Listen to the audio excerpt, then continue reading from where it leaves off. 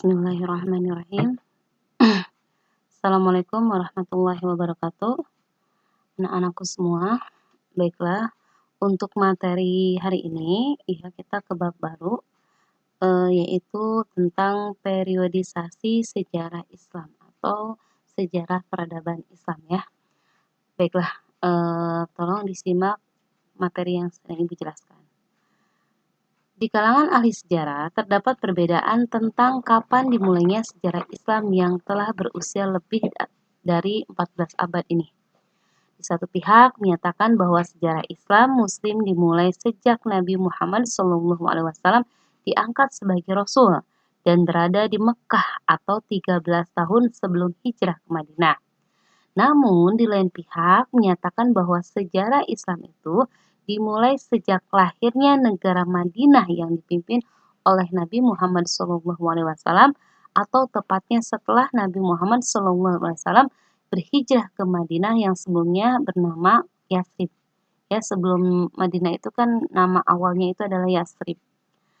Nah, timbulnya perbedaan dari kedua belah pihak tersebut disebabkan karena perbedaan tinjauan tentang unit sejarah. Pihak pertama melihat bahwa unit sejarah adalah masyarakat, yaitu masyarakat Muslim telah ada sejak Nabi Muhammad SAW menyampaikan seruannya, malah jumlah mereka sedikit atau banyak tidak menjadi persoalan. Nah, di samping itu, meskipun mereka belum berdaulat, tetapi sudah terikat dalam satu organisasi yang memiliki corak tersendiri. Itu pihak pertama ya. Nah, sedangkan pihak kedua melihat bahwa niat sejarah itu adalah negara. Ya, sehingga sejarah Islam mulai dihitung sejak lahirnya negara Madinah. Itu ya salah satu perbedaan dalam menentukan periodisasi sejarah Islam. Jadi ada dua perbedaan. Nah, perbedaan pendapat tersebut tercermin pada pembagian periodisasi sejarah kebudayaan Islam yang dikemukakan oleh para ahli, terutama dalam hal tahun permulaan sejarah Islam pada periode pertama atau biasa disebut periode klasik. Ya, nanti ada tahapan periodenya ya. Ada periode pertama klasik ya, nanti sampai ke modern. Nah, bahkan ada yang menyebutkan sebagai periode klasik. Jadi sebelum klasik.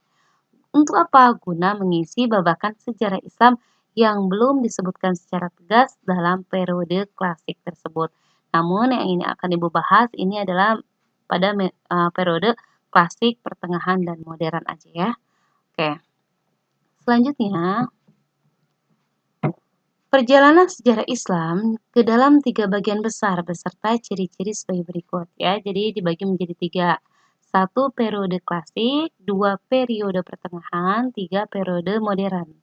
Nah, periode klasik yang dimulai sejak Rasulullah SAW menyampaikan seruannya sampai masa runtuhnya dinasti Abbasiyah pada tahun 656 Hijriah atau 1258 Masehi. Cirinya ialah tanpa menutup mata terhadap adanya dinasti-dinasti kecil, dinasti Umayyah Barat yang berkedudukan di Andalusia dan masa peralihan pemerintah, dinasti Fatimah di Mesir, kemudian juga masih ada satu kekuasaan politik yang kuat dan disegani. Dalam periode klasik inilah umat Islam mencapai prestasi-prestasi puncak di bidang kebudayaan. Ya, nah jadi Islam pernah mengalami kejayaan ini di periode-periode klasik ya. Seperti itu. Yang kedua, periode pertengahan yang dimulai sejak runtuhnya. Kalau tadi sejak munculnya ya dinasti Abbasiyah kemudian Umayyah, namun periode pertengahan ini dimulai dari sejak runtuhnya dinasti Abbasiyah sampai ke abad 11 ya atau sampai ke abad 11 sampai atau 17 Masehi. Ciri-cirinya adalah kekuasaan politik terpecah dan saling bermusuhan. Ya, misalnya Utsmani Turki, kemudian Mamluk di Mesir, kemudian Umayyah Barat di Andalusia, Mamluk di India, dan berdiri kerajaan-kerajaan muslim yang berdaulat sendiri-sendiri. Itu salah satu faktor kenapa kekuasaan sejarah Islam di mana pernah mengalami kejayaan, kemudian perlahan mundur karena salah satu cirinya adalah karena terpecahnya di kerajaan-kerajaan itu yang menyebabkan lemahnya negara Islam ya. Kemudian yang ketiga, Periode modern yaitu sejak abad ke-12 Hijriah atau 18 Masehi sampai sekarang. Nah, dalam periode ini umat Islam tidak memiliki kekuatan politik yang disegani.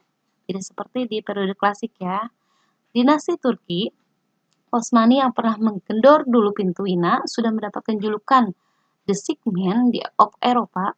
Ya, bukan saja Turki sudah tidak mampu namun sekarang Turki sudah tidak mampu memperluas wilayah dibagi-bagi antara Inggris, Prancis maupun Rusia. Nah, wilayah Turki Barat seperti sepotong kue yang menjadi rebutan antara kekuasaan-kekuasaan besar Barat ya. Nah, bekas jajahan setiap negara Barat inilah yang kemudian melahirkan negara-negara baru setelah Perang Dunia Pertama ya, begitu. Kemudian, kita lihat dulu masa kejayaan Islam. Nah, Islam pernah mengalami masa kejayaan. Satu, masa kejayaan Islam terjadi pada tahun sekitar 650 sampai 1250. Periode ini disebut periode klasik yang tadi Ibu bilang ya. Jadi di periode klasik ini Islam pernah mengalami kejayaan. Nah, pada waktu kurun tersebut ada dua kerajaan besar yang berdiri yaitu Kerajaan Umayyah atau sering disebut dengan Daulah Bani Umayyah dan Kerajaan Abbasiyah yang disebut dengan Daulah Abbasiyah. Nah, pada masa Bani Umayyah, perkembangan Islam ditandai dengan apa? Meluasnya wilayah kekuasaan Islam dan berdirinya bangunan-bangunan sebagai pusat dakwah Islam. Kemajuan Islam pada masa ini meliputi apa saja? Satu, di bidang politik, kemudian keagamaan, ekonomi, kemudian ilmu bangunan atau arsitektur, kemudian sosial dan bidang militer.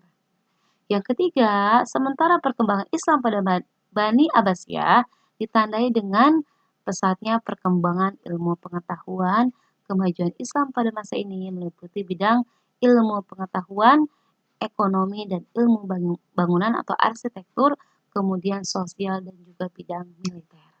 Ya, bahkan dulu Islam pernah ditakuti ya oleh negara-negara lain karena penyebaran luas Islam itu sangat tidak terkendali ya. Nah, kemudian faktor apa saja yang mempengaruhi Islam pernah mengalami masa kejayaan? Oke, sini ada dua faktor ya, ada faktor internal dan eksternal. Kalau internal itu berarti faktor dari dalam, sedangkan eksternal dari luar. Apa saja? Satu, faktor yang menyebabkan Islam pernah mengalami kejayaan. Satu adalah konsistensi dan istiqomah umat Islam kepada ajaran Islam. Itu faktor dari dalam ya. Kedua, ajaran Islam yang mendorong umatnya untuk maju. Ketiga, Islam sebagai rahmat seluruh alam. Kemudian yang keempat, Islam juga sebagai agama dakwah sekaligus keseimbangan dalam menggapai kehidupan dunia dan ukhrawi atau akhirat. Lalu, apa saja yang menjadi faktor eksternal sehingga Islam pernah mengalami kejayaan? Satu, terjadinya asimilasi. Apa itu asimilasi? Campuran antara bangsa Arab dan bangsa-bangsa lain yang lebih dahulu mengalami perkembangan dalam ilmu pengetahuan. Yang kedua, gerakan terjemah. Munculnya gerakan-gerakan terjemah ilmu pengetahuan ya, itu juga menjadi faktor eksternal sehingga Islam pernah mengalami kejayaan. Tuh. Kemudian, tokoh-tokoh pada masa kejayaan Islam siapa saja? Di antaranya ada 4 ini dijabarkan ya, sebenarnya banyak. Cuman ada 4 yang dijabarkan, di antaranya yang mungkin terkenal kalian sering dengar itu namanya Ibnu Rushd, yaitu lahir pada tahun 520 sampai 595. Nama lengkapnya Abu Al-Walid Muhammad Ibnu Rushd, lahir di Cordova, Spanyol pada tahun 520 Hijriah dan wafat di Marrakesh atau Maroko pada tahun 595 Hijriah. Beliau menguasai ilmu fikih, ilmu kalam, sastra Arab, matematika, fisika, astronomi, kedokteran, dan filsafat. Yang kedua, tokoh pada masa kejayaan Islam kedua yaitu Al-Ghazali pada tahun 450 sampai 505 Hijriah. Nama lengkapnya adalah Abu Hamid Al-Ghazali, lahir di desa Ghazalah, Dekatus atau Iran Utara pada tahun 450 Hijriah dan wafat pada tahun 505 Hijriah di Tus. Beliau dididik dalam keluarga dan guru-guru yang juhud. Juhud itu apa? Hidup yang sederhana dan tidak tamak terhadap dunia. Ya, jadi beliau itu dididik oleh keluarga yang juhud, yaitu yang tidak tamak terhadap dunia ya. Yang ketiga, Al-Kindi, ya, lahir sekitar tahun 805 sampai 873.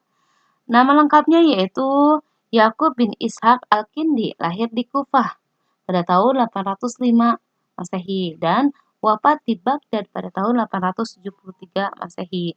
Al-Kindi termasuk cendekiawan muslim yang produktif. Kemudian yang keempat, Al-Farabi, lahir pada tahun 872 sampai 950 Masehi. Nah, nama lengkapnya adalah Abu Nasi Muhammad Ibnu Tarkan Ibnu Uzlak Al-Farabi, lahir di Farabi, ya. Nah, pada tahun 872 Masehi dan wafat di Damsyik pada tahun 950 Masehi. Beliau keturunan Turki. Ya, itu Ibnu Rus, Al-Ghazali, kemudian Al-Kindi, dan juga Al-Farabi. Ya.